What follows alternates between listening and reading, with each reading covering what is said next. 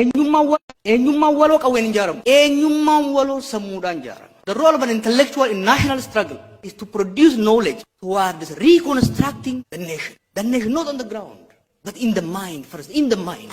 When Professor Hamdeessa Tusoo, Muhammad Hassan, Asfaa Jaalata, Professor Ismail, Abbas Ganamoo godhanii Oromiyaa, Oromummaa kanarra alagaan ittiin udoorsisu ittiin sodaatu. Ka hedduun keenya ittiin boonu, ka hedduun keenya ittiin qoosnu kana bakka hin jirreerraa in a short period of 50 years. Dheeraa isin fakkaata. Dheeraa miti yeroo gabaabaa keessatti. By the way, there are no more than 10 people. In less than 10 people, Rabbiin nuu kenne ibidda keessaa carraa argatanii baratanii warra akka Professor Hamdeessa Tusoo kun Oromiyaaf Oromummaa. Hojiin dura seenaa jallataa, seenaa Oromoo ukkaanfame, caba Oromoo awwaalame, Oromiyaa facaate san dhaara keessaa laqaaqanii haqa Oromoo dhaara keessa dhara impaaraa keessa laqaaqanii baasan. Kalammataa seenaa sirrii dhugaa uummata kanaa akkanatti ol geessan kanaan nama 5 6 dandarra deemanii yuunivarsiitii